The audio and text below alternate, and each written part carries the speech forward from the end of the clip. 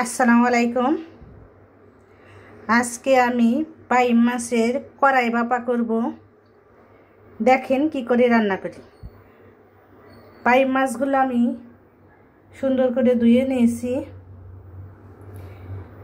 এখানে মশলা করে নিয়েছি পেঁয়াজ, রসুন, জিরা, ধনিয়া, শুকনো মরিচ, কাঁচা লঙ্কা একসাথে পেস্ট করে নিয়েছি। এখন আমি সবগুলো উপকরণ পাইম মাছে দিয়ে মেখে নিব।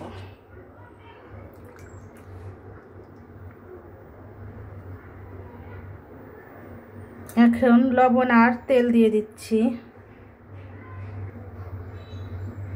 সরষের তেল দিয়ে দিলাম। এবার ভালোভাবে মেখে নিব।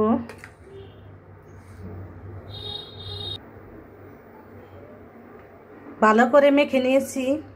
এবার 5 মিনিট ঢেকে রেখে দিব, তারপর রান্না করব।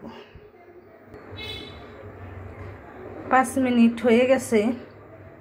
এখন আমি রান্না উঠিয়ে দিব। কড়াইয়ে তেল দিয়ে দিয়েছি।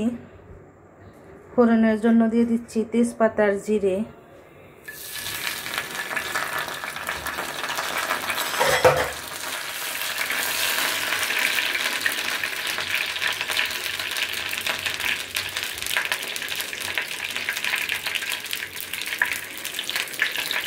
আমি সরষের তেল দিয়ে রান্না করতেছি, আপনারা সাদা তেল দিয়েও রান্না করতে পারবেন। আমরা সরষের তেলটাই ব্যবহার করি বেশি।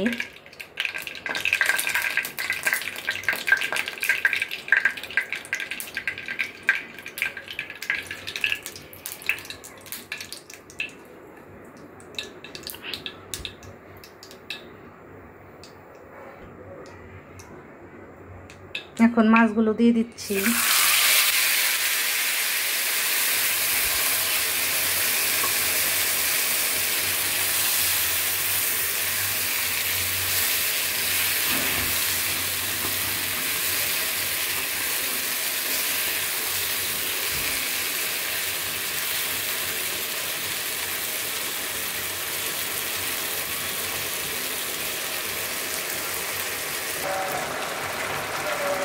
আমি ঢেকে দিয়েছিলাম, এখন আবার ঢাকনা উঠিয়ে নেড়ে চেড়ে নিচ্ছি।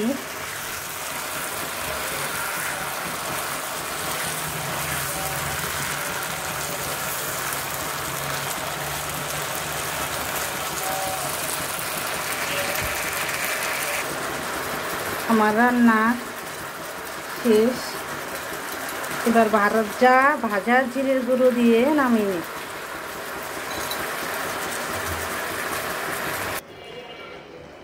এখন ঢেলে নিচ্ছি।